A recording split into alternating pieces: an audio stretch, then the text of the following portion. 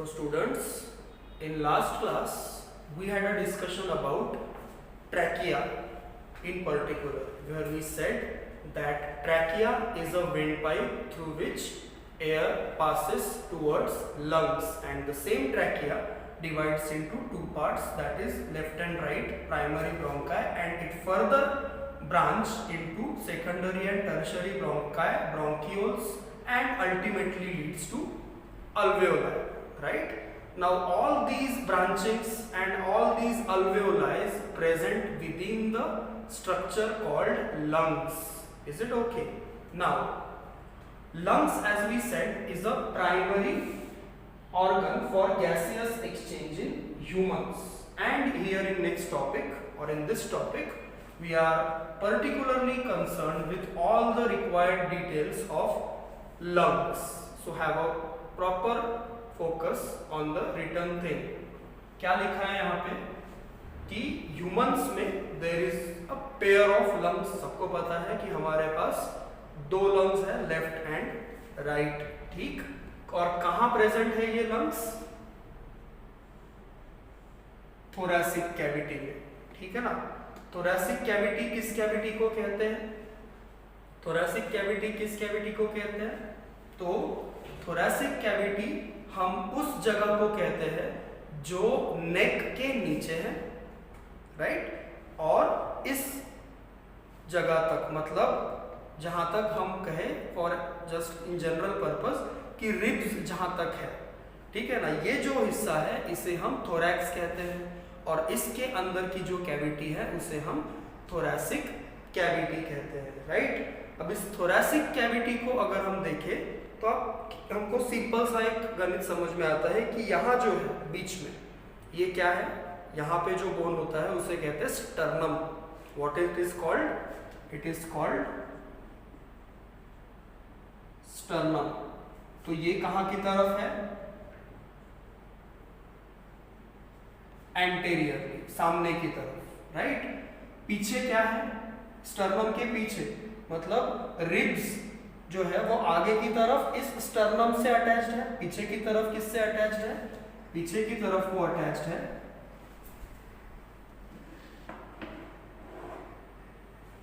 Vertebral column से. तो फिर पीछे मतलब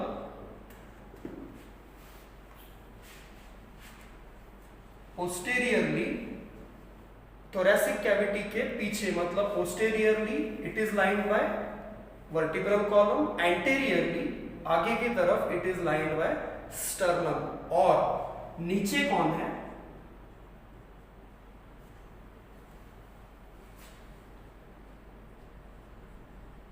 on lower side there is diaphragm. मतलब अगर हम इस जगह को थोरैसिक कैविटी माने तो आगे कौन है?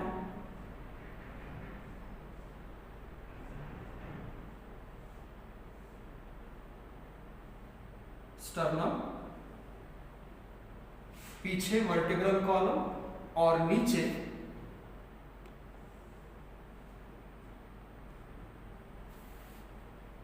डायफ्राम. डायफ्राम के नीचे स्टमक है तुम्हारा, इंटेस्टाइन है, लीवर है, मतलब इस जगह को हम कहते हैं एब्डोमेन. तो ये हुई एब्डोमिनल वॉल. ठीक है ना. ये जो रीजन है, अगर ये नेक है तो ये इतना हिस्सा जो है ये हुआ थोरैक्स. Is it okay? अब इस थोरैक्स रीजन में इन दो तरफ कौन है? लंग्स. नो डाउट, ये राइट लंग, ये लेफ्ट लंग. हम बात कर रहे हैं कि ये जो कैविटी है ये कौन सी चीजों से लाइन है. तो यहाँ आगे की तरफ स्टर्नम है, पीछे की तरफ वर्टिब्रल कॉलम है, सरफेस पे रिब्स है. ठीक है ना. इतना पिक्चराइजेशन हम दिमाग में ला सकते हैं कि रिब्स सरफेस पे है, वर्टिब्रल कॉलम पीछे की तरफ है, स्टर्नम आगे की तरफ है, और नीचे की तरफ डायफ्राम है. तो ये डायफ्राम, स्टर्नम, वर्टिब्रल कॉलम ये थोरैसिक कैविटी को अलग अलग डायरेक्शन से लिमिट करते हैं, और इस थोरैसिक कैविटी में अंदर की तरफ अगर कुछ प्रेजेंट है तो हमारे डिस्कशन का एक मेन हिस्सा दैट इज लंग्स। तो ये हुई लंग्स की positioning. Is it okay? Now have a look at presentation where you can see clearly यही चीजें आपको लिखी हुई मिलेंगी कि there is a pair of lungs present in thoracic cavity and this thoracic cavity is lined by vertebral column posteriorly, sternum anteriorly and diaphragm on the lower side. Each lung is enclosed in two separate membranes called pleura. Lung की हर एक membrane को क्या कहते हैं? Pleura. अब जैसे हम याद करें कि हमने हार्ट के सरफेस के ऊपर प्रेजेंट मेम्ब्रेन को क्या कहा था? हमने हार्ट के सरफेस के ऊपर प्रेजेंट मेम्ब्रेन को कहा था pericardium, visceral and parietal, right? उसी तरह से लंग्स के सरफेस पे प्रेजेंट मेम्ब्रेन को कहते हैं प्लूरा। ठीक, जैसे हम एक यहाँ पे कंसिडर करें कि अगर ये एक लंग है कोई भी, लेफ्ट या right, this is actually left, तो इसका जो सरफेस है it is covered by two membranes.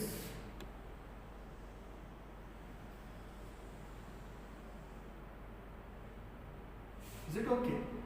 This is outer, this is inner. तो इनर को कहते हैं विसेरल प्लूरा, इनर विसेरल, और आउटर को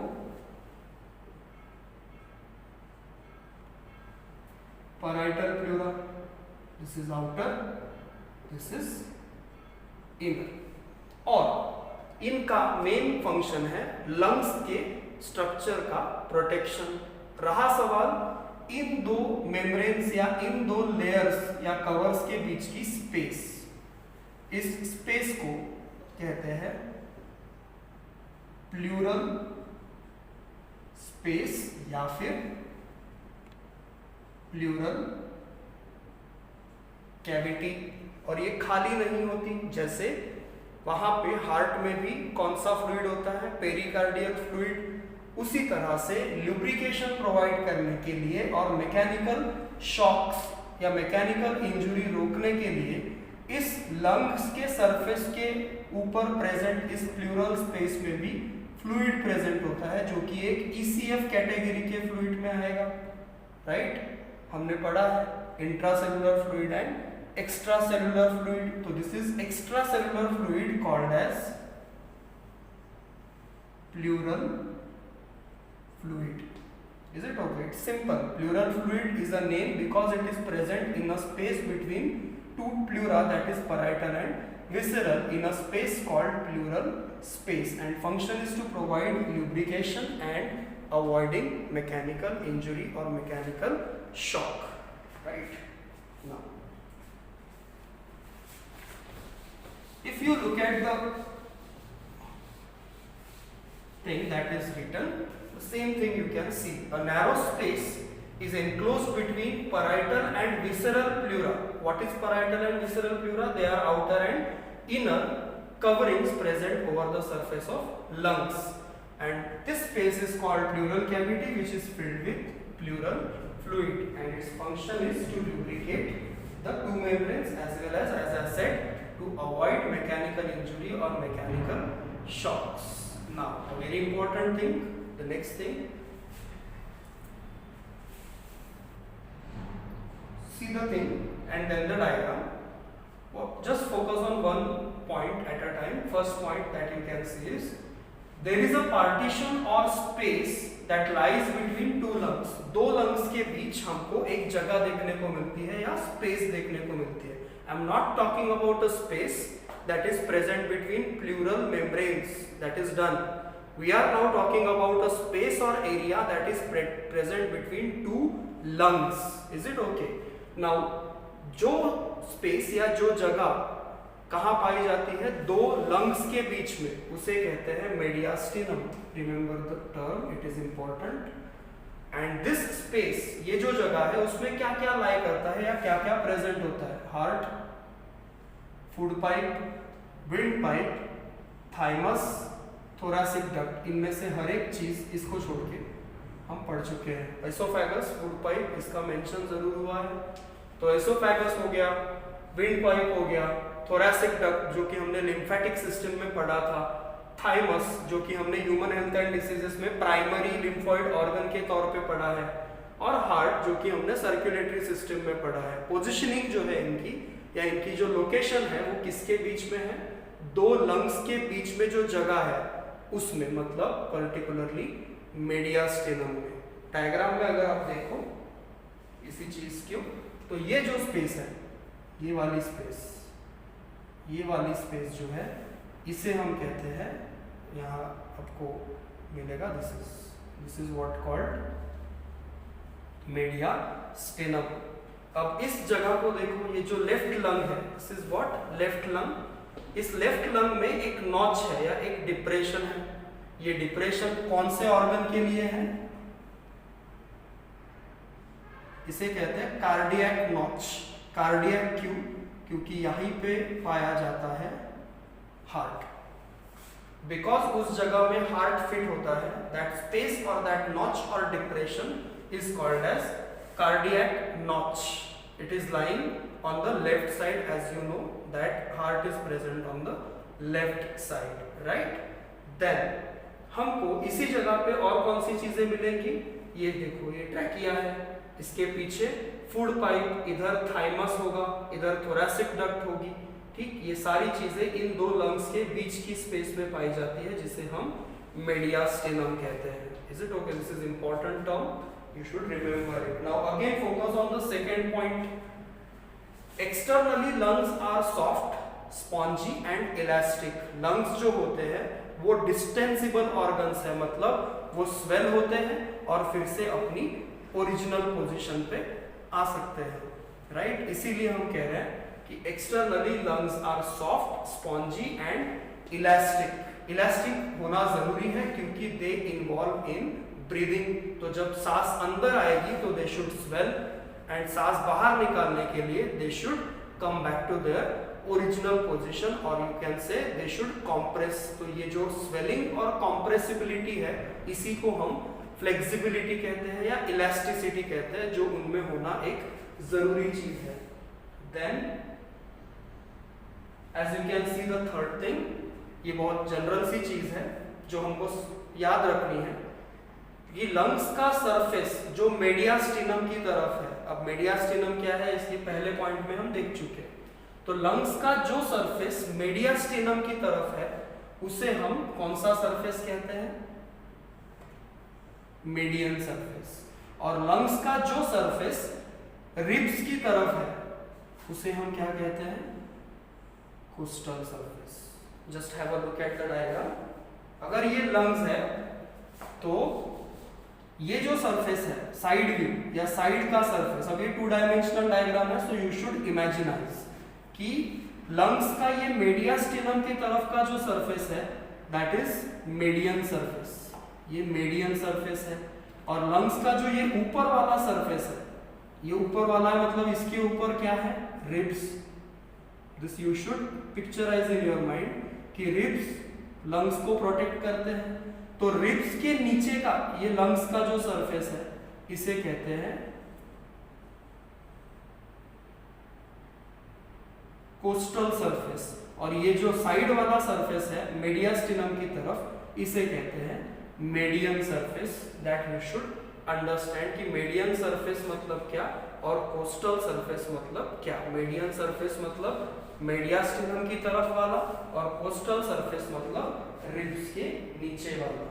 then last thing you can say is important है थोड़ा सा कि दो लंग्स का साइज सेम नहीं होता। That is left lung is slightly smaller than right lung, and left lung has a prominent depression in it, जो हम ऑलरेडी मेंशन कर चुके हैं कि लेफ्ट लंग में प्रेजेंट डिप्रेशन को कार्डियक नॉच कहते हैं, as heart fits into it और लाइज इनटू इट। अब इन चारों पॉइंट्स को आप फोकस करो एक बार, और अब इसके बाद इन चारों पॉइंट्स को कंसीडर करो और इस डायग्राम पे फोकस करो। इस डायग्राम में आपको लैरिंक्स से लेकर लंग्स का एक्सटर्नल सरफेस डायफ्राम की पोजीशनिंग के साथ क्लियर कट दिखाई देता है। और एक एडिशनल बात हम यहाँ और देख सकते हैं कि लेफ्ट लंग के 2 लोब्स हैं या 2 पार्ट्स हैं, जबकि राइट लंग के 3 पार्ट्स हैं। तो लेफ्ट लंग को 2 पार्ट्स में कौन डिवाइड करता है? A depression called oblique fissure. Oblique fissure divides the left lung into 2 lobes, superior and inferior. जबकि right lung में 3 lobes हैं। 3 lobes बनाने के लिए 2 fissures responsible हैं, horizontal fissure and oblique fissure. Oblique fissure किन 2 lobes के बीच का डिवीजन है? Inferior lobe and middle lobe। और मिडल एंड इंफीरियर लोब को सुपेरियर लोब से कौन अलग करता है? Horizontal fissure. इसमें कोई रॉकेट साइंस वाली बात नहीं, you can easily see this in the picture, right. Horizontal fissure superior, middle और ऑब्लिक के बीच में है, और ऑब्लिक और मिडल के इंफीरियर और मिडल के बीच में है, और इंफीरियर और मिडल के बीच कौन सा फिशर है? Oblique fissure. तो ये सारी डायग्राम में दिखाई हुई चीजें किसमें आपको याद रखनी है? तो positioning and morphology of lungs, और से structure of external structure of lungs, right.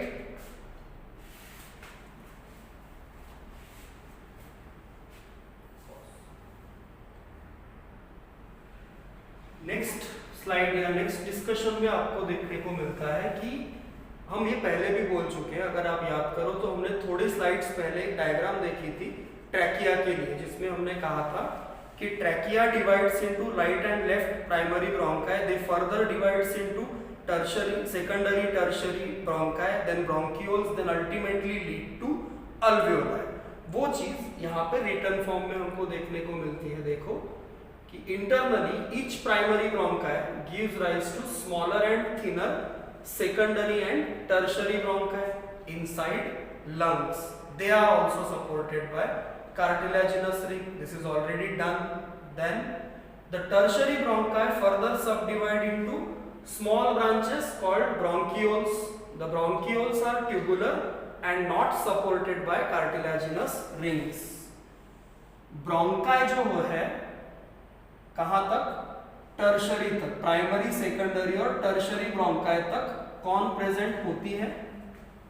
Cartilaginous rings होती है। लेकिन जैसे ही टर्शरी ब्रोंकाई से ब्रोंकियोल्स निकलती है, उनमें कोई भी रिंग्स या कार्टिलेज सपोर्ट के लिए नहीं होता। They are not supported by cartilaginous rings. Is it okay?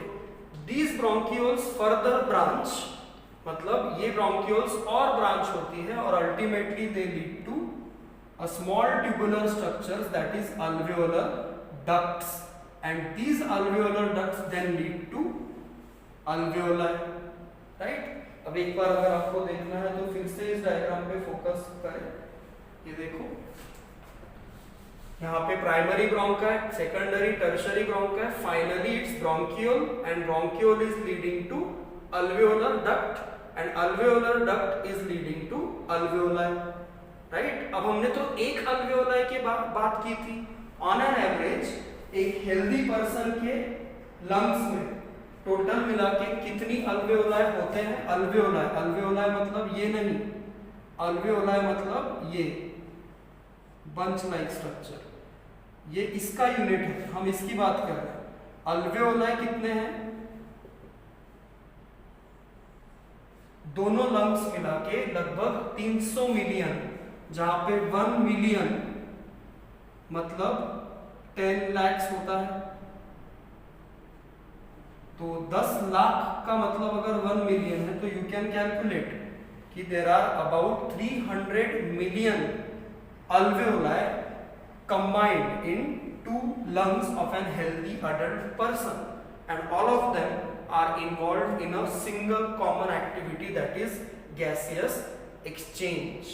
और ये एक और इम्पोर्टेंट बात क्वेश्चन वाइज कि अल्वेओलाई का जो सरफेस है या अल्वेओलाई का जो इपिथेलियम है वो किस तरह का होता है, स्क्वैमस, मतलब अगर ये एक सिंगल अल्वेओलाई है या अल्वेओलर सैक है,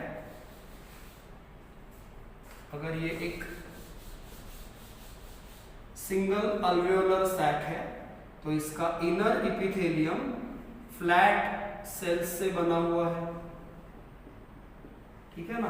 अब इन फ्लैट सेल्स का बना हुआ क्यों है, क्योंकि ये स्क्वैमस या फ्लैट होने के कारण थिन होता है और इजीली क्या कर सकता है, गैसियस एक्सचेंज कर सकता है। ये ब्लड कैपिलरी है तो ब्लड से क्या जाएगा, CO2, ब्लड में क्या आएगा, O2। This is what you call gaseous exchange, जो अल्वेओलाई के हर यूनिट स्ट्रक्चर में, जिसको हम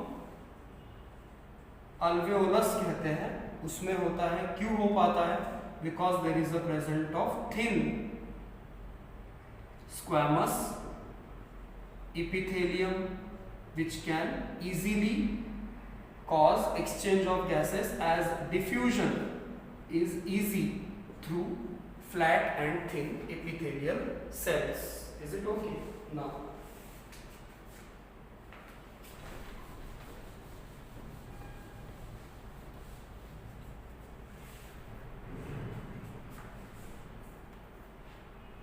the wall of, ये भी हम देख चुके हैं कि the wall of alveoli, each alveoli is supplied with large number of blood capillaries, वो arteriole और venule वाला discussion, to make the exchange of gases between alveoli and blood easier, जैसे हमने अभी अभी देखा। Each alveolus can be called a miniature lung। अब देखो, एक सिंगल अल्वेओलस जो काम करता है, ठीक है, और ऐसे सभी अल्वेओलस के फंक्शन का टोटल, मतलब लंग्स का फंक्शन, ठीक है ना, मतलब lung, function of lung is a sum total of function of all alveoli.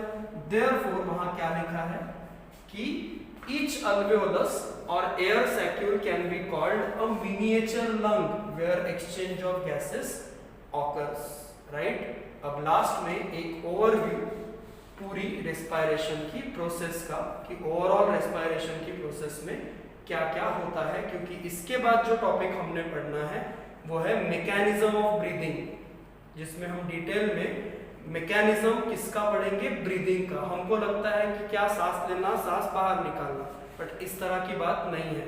सांस अंदर लेने के लिए भी कई सारी चीजें होती हैं और सांस बाहर निकालने के लिए भी कई सारी चीजें होती है, जिसमें स्ट्रक्चर्स, मसल्स, बाकी सब चीजें इन्वॉल्व है और ये रेगुलेटेड भी होती है। तो ये सारी चीजें हम आगे पढ़ेंगे, but before that just have a overview of what exactly occurs during breathing और रेस्पिरेशन। सबसे पहले सांस अंदर लेना, that is what you call inspiration. उसके बाद सांस अंदर लेने के बाद लंग्स क्या करेगा, exchange of gases between what, alveolar sacs and blood, मतलब ऑक्सीजन ब्लड में जाएगा, CO2 लंग्स में आएगा।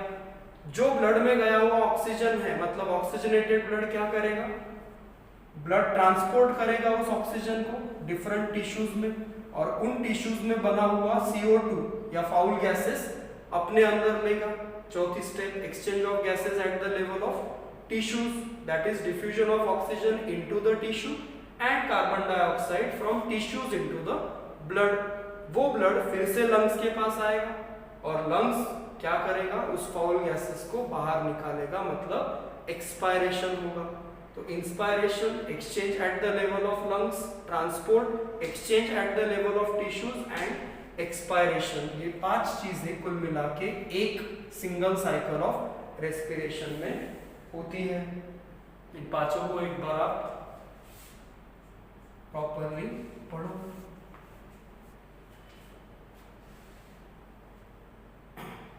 और इस पॉइंट तक हमको समझना है कि ओवरऑल मॉर्फोलॉजी लंग्स और बाकी कंपोनेंट्स की कैसी है, पोजीशनिंग कैसी है, और लास्टली हमको ये समझना है कि ब्रीदिंग में ओवरऑल कौन कौन सी स्टेप्स इन्वॉल्व है। Next chapter next part of chapter में हम पढ़ेंगे कि what is the exact mechanism behind breathing.